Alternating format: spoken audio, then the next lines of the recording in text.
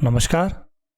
देखिए, आज हम लाइब्रेरियन का जो रिसेंटली एग्ज़ाम DSSB ने कराया था 15 सितंबर 2025, उसकी जो थर्ड शिफ्ट थी 5 से 7 बजे तक की, उसके मैथ्स के क्वेश्चन आज हम इस वीडियो में डिस्कस करेंगे।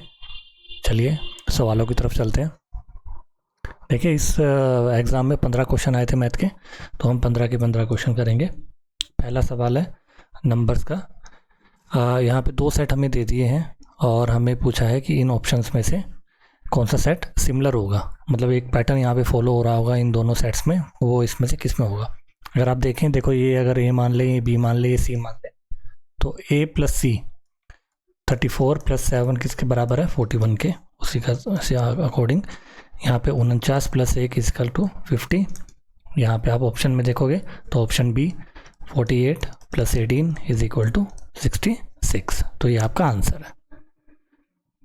नेक्स्ट आपका सिंपल इंटरेस्ट का सवाल है। यहाँ पे कहा गया है कि अगर 9% के हिसाब से 2 साल में कोई सिंपल इंटरेस्ट 1800 हो जाता है, मतलब कोई प्रिंसिपल है और SI जो है वो 1800 हो जाता है, रेट ये दे दिया, टाइम ये दे दिया। वो कह रहे हैं कि कितना इंटरेस्ट हो जाएगा अगर प्रिंसिपल को 50% बढ़ा दिया जाए। रेट सेम है, टाइम सेम है। देखो, अगर 50% बढ़ा दिया है तो पहले प्रिंसिपल P था, अब जो है 50%, मतलब 1/2, 1 बढ़ गया तो 3/2 हो जाएगा प्रिंसिपल। पहले प्रिंसिपल P था 1800, अगर प्रिंसिपल 3/2 हो जाएगा तो ये भी इंटरेस्ट भी 3/2 हो जाएगा। तो ये कितना हो जाएगा आपका, 9 2700, ये इंटरेस्ट हो जाएगा। नेक्स्ट आपका क्वेश्चन है, इन्होंने एक इक्विलेटरल ट्रायंगल का पेरीमीटर पूछा है और ये बताया गया है कि वो एक सर्कल के अंदर है जिसका रेडियस है 2√3 सेंटीमीटर। एक सर्कल है, इसके अंदर एक इक्विलेटरल ट्रायंगल है, मतलब इक्विलेटरल ट्रायंगल मतलब तीनों साइड जिसकी बराबर हो, और हमें रेडियस दे दिया है। रेडियस मान लो ये सेंटर है, तो ये रेडियस जो है, ये रेडियस किसी भी वर्टेक्स से आप देखोगे तो ये रेडियस जो है ये आपको दे दिया है 2√3, और पेरीमीटर बोला है इस इक्विलेटरल ट्रायंगल का। पेरीमीटर क्या होता है, अगर हम साइड मान लें इसकी A, तो पेरीमीटर हो जाएगा आपका 3A। ठीक है। अब देखो, एक फॉर्मूला होता है, जब भी एक ट्रायंगल, इक्विलेटरल ट्रायंगल सर्कल के अंदर होता है तो एक फॉर्मूला होता है साइड का। साइड मतलब ये हो जाएगी इक्विलेटरल ट्रायंगल की side by √3 is equal to R। A by √3 is equal to R। A होती है side of triangle, radius of circle, और ये √3। अब हमें क्या दिया है, रेडियस दे दिया 2√3, तो A by √3 is equal to R की जगह 2√3 अगर हम लिखें तो A की वैल्यू कितनी आ गई, 6। और पेरीमीटर क्या होता है, पेरीमीटर होता है आपका 3 वो हो जाएगा 3 × 6 इज इक्वल टू 18। नेक्स्ट आपका स्क्वायर रूट का क्वेश्चन है। देखिए, यहाँ पे अगर आपको स्क्वायर रूट याद है तो बेस्ट है, नहीं है तो एग्ज़ाम में आप निकालने मत बैठना, अंडर रूट करो, या अप्रोक्सीमेशन मेथड भी आप लगा सकते हो। जैसे देखो, आखिरी में 9 है तो ये या तो 3 का है या 7 का है ना। और ये देखो, ये या तो 43 का है या 47 का है, क्योंकि 4 का स्क्वायर 16 है ना, उसी के आसपास होगा। अब 47 किसके स्क्वायर के आसपास हो जाएगा, 50 के, 50 तो 2500, तो ये कैंसिल हो गया, ये 43 का स्क्वायर है। उसी तरह 15, 21 हम निकालेंगे तो 21 आखिरी में 1 कैसे कैसे आता है, या तो वो 1 का स्क्वायर हो, या वो 9 का स्क्वायर हो, या वो 41 का होगा या 49 का हो गया, 31 का होगा या 39 का होगा, है ना। 4 तो ऊपर चला जाएगा। अब यहाँ 31 का करेंगे तो 900 कुछ आएगा, 39 का आप करेंगे तो ये 40 के आसपास 1600, मतलब ये हो जाएगा 39 का स्क्वायर। ये हो गया आपका 39 का, तो इसकी वैल्यू हम लिख देंगे, ये हो जाएगा 43 माइनस 39 का स्क्वायर जमा में 2304।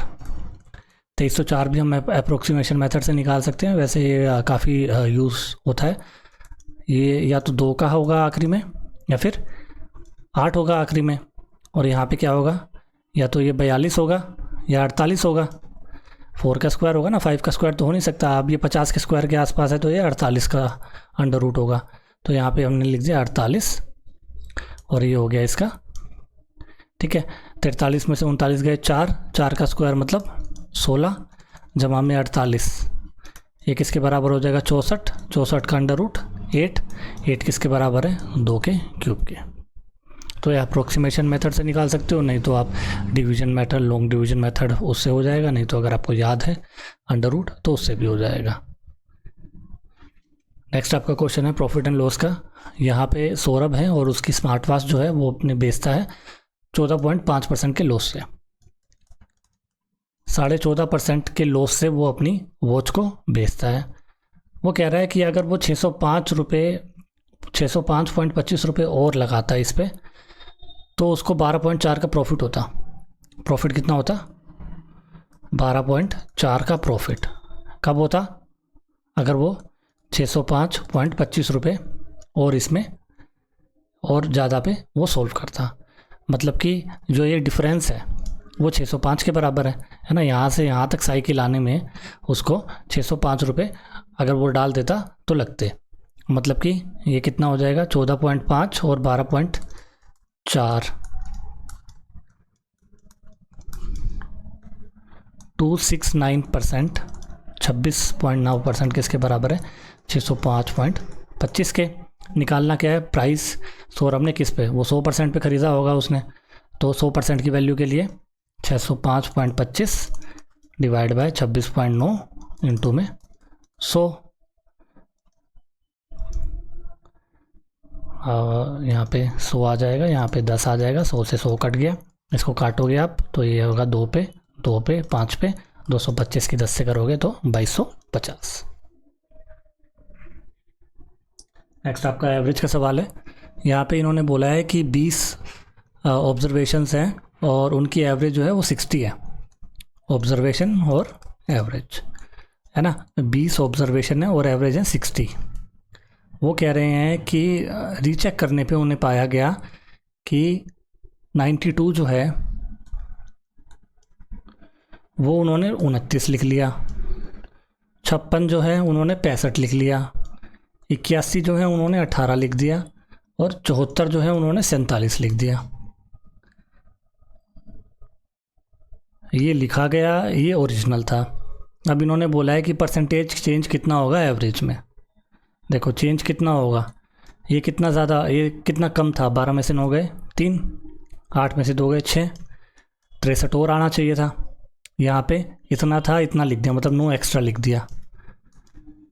यहाँ पे 11 में से 8 गए 3, ये 63 एक्स्ट्रा आना चाहिए था। और ये भी इन्होंने कम लिखा, ये कितना आना चाहिए था 27 ज़्यादा आना चाहिए था।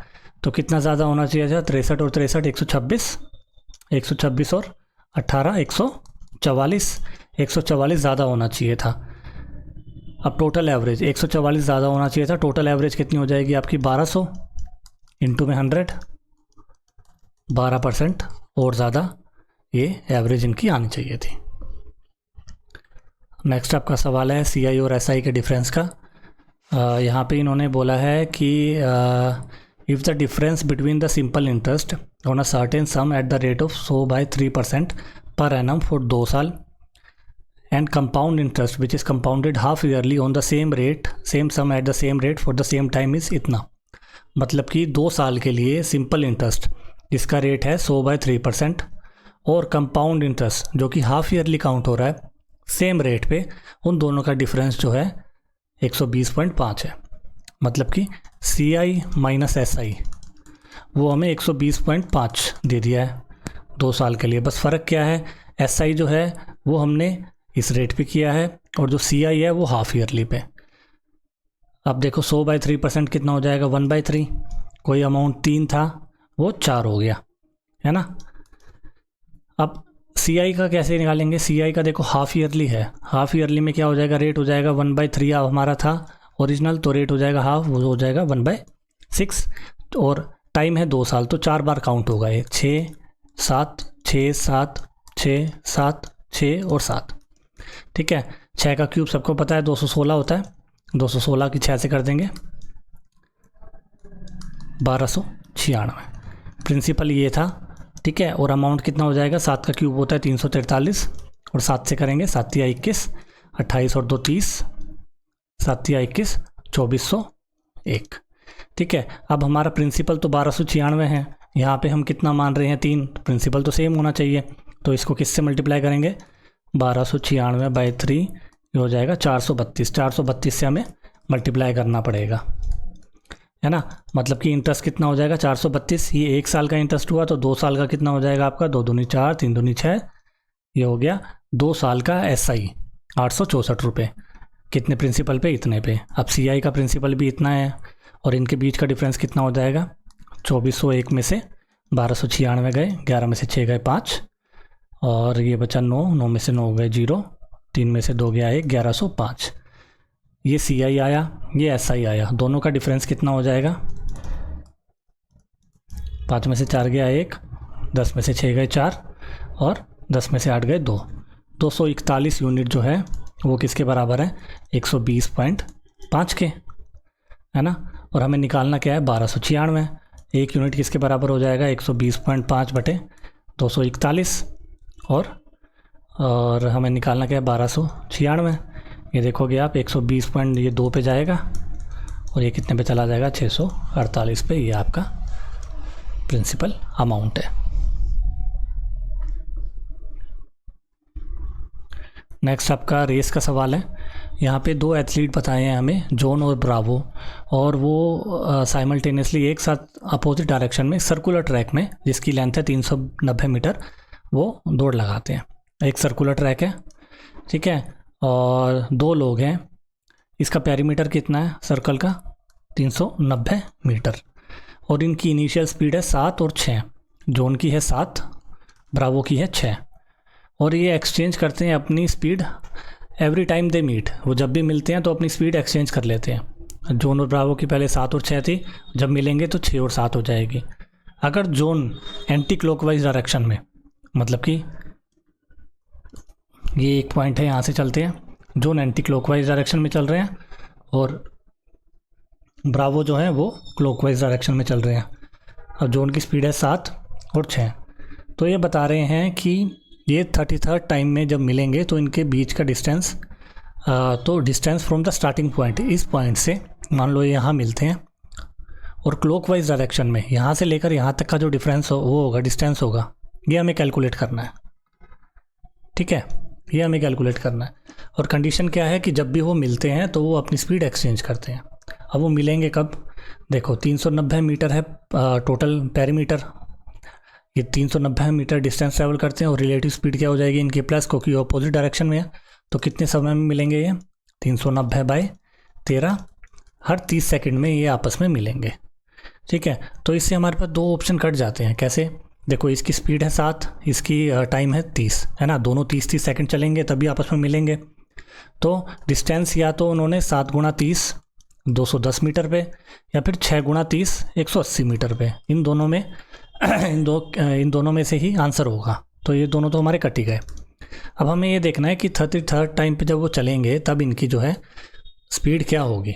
देखो पहले राउंड तो उनकी स्पीड कौन कौन सी होगी, देखो पहले है 7 फिर है 6, ये फर्स्ट राउंड में, अगले राउंड में 6 और 7, ठीक है। मतलब कि ओड टाइम पे तो है 7 और 6 और इवन टाइम पे है 6 और 7। हमें निकालना क्या है ओड टाइम का, ओड टाइम पे तो हमारे पास 7 और 6 हैं, तो ब्रावो की स्पीड 6 ही रहेगी उस टाइम, और ब्रावो ही जो है क्लॉकवाइज डायरेक्शन में मूव करेगा। तो डिस्टेंस कितना होगा, 6 × 30 = 180।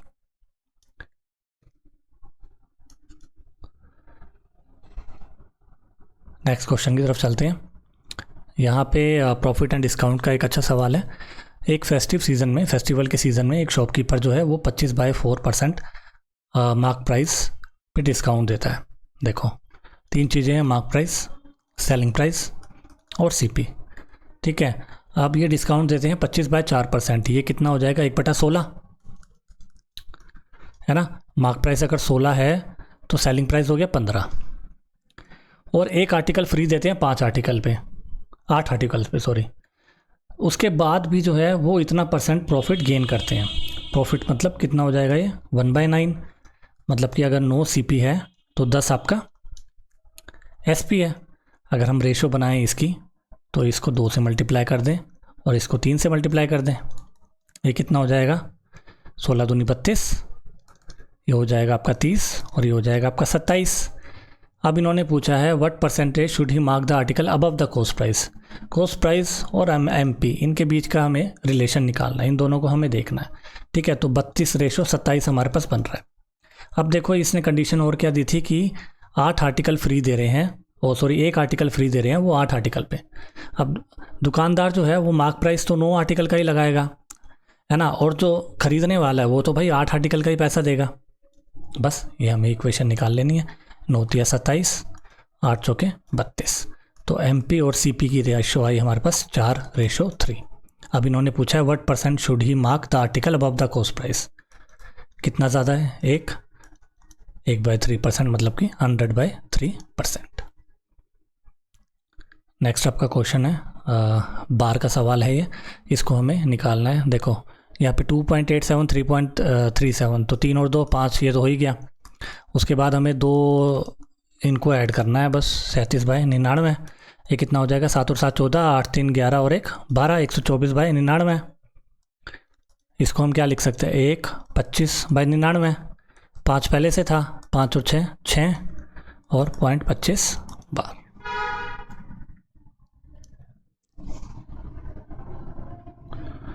नेक्स्ट आपका प्रोपोर्शनैलिटी का सवाल है। यहाँ पे हमें क्या बोला गया है कि द फोर्थ प्रपोर्शन टू इतना इतना इतना इज़ इतना। फोर्थ प्रपोर्शन क्या होता है? मान लो A/B = C/D, इसको बोलते हैं प्रपोर्शन में होना। चारों की वैल्यू हमें दे दी है। क्या दिया है हमें? x² - 1/2x + 3, 15/14, 5। और ये बोला है कि x जो है ग्रेटर देन 1 है। देखो x ग्रेटर देन 1 है तो ये 2 ऑप्शन तो हमारे पहले ही कैंसिल हो गए, क्योंकि इसकी वैल्यू क्या आएगी? -3 का -4 कुछ आएगी, और 1 में से 4 गया -3, ये माइनस में आएगा जो कि 1 से छोटा है। तो ये भी 1 से छोटा है, तो ये दोनों कैंसिल आउट हो गए, है ना। इन दोनों में हमारा आंसर होगा। इसको हम सॉल्व कर लेते हैं। देखो 15 × 45, ये हो जाएगा 3x² - 3 = 2x + 3। ये हो जाएगा 3x² माइनस का 2x माइनस का 6 = 0। अब हम फॉर्मूला लगा लेते हैं, -b ± b² - 4ac/2a, फैक्टर निकालने के लिए। यहाँ माइनस यूज़ नहीं होगा, क्योंकि अगर माइनस यूज़ करेंगे तो नंबर जो है वो छोटा हो जाएगा 1 से। हमें क्या यूज़ करना है? -b प्लस वाला बस, है ना। तो -b मतलब माइनस प्लस 2 हो गया, प्लस में b² - 4 इंटू में 3 इंटू में -6/2a इंटू में 2 इंटू, ये हो जाएगा आपका 3। अब इसको करेंगे तो 2 प्लस ये हो जाएगा 4 माइनस 6 × 24, 24 × 72, 72 और 4 76/6। अब इसको हम सॉल्व करेंगे तो ये आ जाएगा हमारा 2 + 19 × 4 = 74, 2 बाहर आ जाएगा, √19/6। 2 कॉमन ले लेंगे तो क्या आ जाएगा? 1 + √19/3, मतलब कि ऑप्शन 1 आपका आंसर होगा। नेक्स्ट आपका नंबर एनालॉजी का सवाल है। इसमें भी हम रिलेशन बता रखा है। देखो 20 जो है वो 404 के बराबर बता रखा है। 13 जो है 173। अब देखो 20 का स्क्वायर अगर आप करोगे तो 400 में +4 कर दोगे 404। 13 का आप स्क्वायर करोगे तो एक 169, +4 करोगे तो 173। तो 14 का भी हमें ऐसे निकालना है। 14 का स्क्वायर करेंगे 196 + 4 = 200। नेक्स्ट आपका मेंसुरेशन का सवाल है। एक फिगर हमें दी है, एक फिगर हमें बताई गई है जो कि बनाई गई है 2 आइडेंटिकल कोन को मिलाकर, मतलब कि 2 कोन है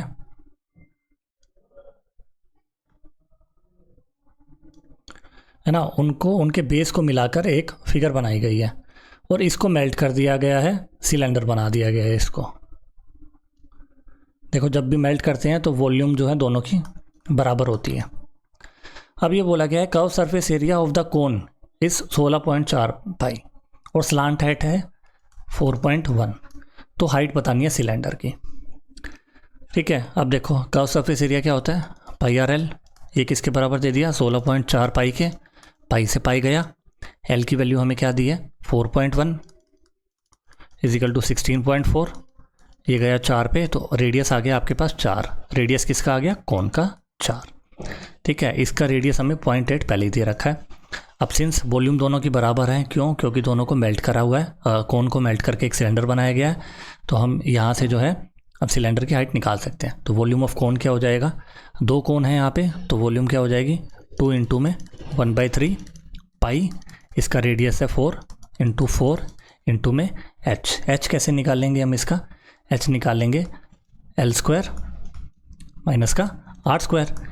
L क्या है आपके पास 4.1 का स्क्वायर माइनस का R क्या है 4 का स्क्वायर, है ना, इसका under root A² minus B², A plus B 8.1, A minus B 0.1, इसका अंडर रूट करेंगे तो ये 81 किसका होता है 9 का, 0.9 आपका ये h आ जाएगा।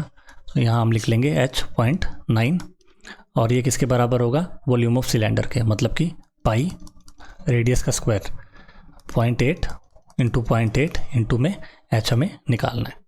तो एक पॉइंट से एक पॉइंट आपका चला गया और यहाँ पे आ गया आपका 10।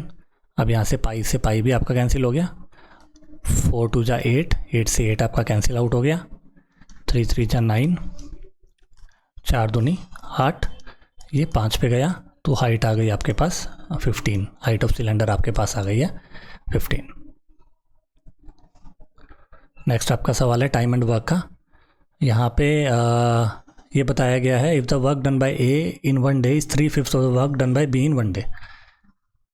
ए जो एक दिन में काम करता है वो होता है 3/5 ऑफ बी, तो ए बाय बी की एफिशिएंसी की रेशो क्या आ जाएगी 3/5। उसी तरह work done by B in 1 day is 2/5 of the work done by C in 1 day, तो बी बाय सी की रेशो क्या आ जाएगी आपके पास 2/5। रेशो बना लेते हैं, ये आई 3, ये आई 5 और ये आया 2 और ये आया आपके पास 5, ये कितना हो जाएगा 6:10:25, ये इनकी एफिशिएंसी आ गई। और time taken by C is 36 days, efficiency 25 है, टाइम इतना है, तो टोटल वर्क कितना हो जाएगा आपके पास, इसकी एफिशिएंसी इंटू में ये टोटल वर्क ये आ गया।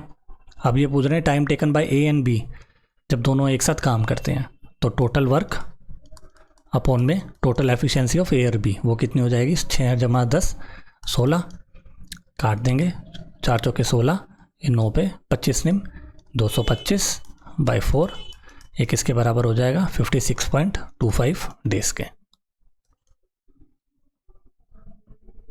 नेक्स्ट और लास्ट क्वेश्चन आपका परसेंटेज का है। यहाँ पे इन्होंने 18.75% ऑफ x प्लस वाई वो 37.5% ऑफ x माइनस वाई के बराबर दे दिया है। अब x और y का हम रिलेशन निकालें तो 18.75% of x plus Y is equal to 37.5% of x minus Y. Percentage से परसेंटेज कैंसिल आउट हो गया, ठीक है। यहाँ पे अगर हम लिखें तो 18.75 अपॉन में 37.5 is equal to x minus Y बटे में x प्लस वाई। यहाँ पे 2 0 आ जाएंगी, यहाँ पे 1 0 कैंसिल हो जाएगी, 1 0 यहाँ बच गई। ये कितने पे जाएगा आपका, अगर आप करें तो 5 पे जाएगा, 5 पंजे 25, 7 पंजे 35 और 2 37, 3 18, ये 5 पे गया ये 2 पे गया तो 1/2 आया आपका x minus Y by X plus Y, मतलब कि x plus Y by X minus Y ये किसके बराबर आ गया 2/1 के। अब सी एंड डी कॉम्पोनेंट और डिविडेंड लगाएंगे तो क्या हो जाएगा x बटे वाई की वैल्यू कितनी आ जाएगी 3/1। अब इसने पूछा क्या है by how much % is less is y than x की कंपैरिजन में y कितना कम है, 2 कम है इंटू में 100, ये हो जाएगा 200/3%। ये आपका फाइनल आंसर सभी के सभी क्वेश्चंस का। चलिए, अगर आपको वीडियो पसंद आई हो तो प्लीज़ इसको देखना अच्छे से, कुछ सॉल्यूशन ना समझ आए तो वो प्लीज़ बताना, कुछ अच्छा लगे तो वो भी उसका फीडबैक भी ज़रूर देना ताकि हम इसमें और इम्प्रूवमेंट कर सकें और एग्ज़ाम्स के लिए प्रिपरेशन आपकी चलती रहे, और यही मैं होप करता हूँ। आप अपना ध्यान रखिए और प्रिपरेशन करते रहिए, जो भी हेल्प हो पाएगी वो प्लीज़ हमें बताना। Thank you.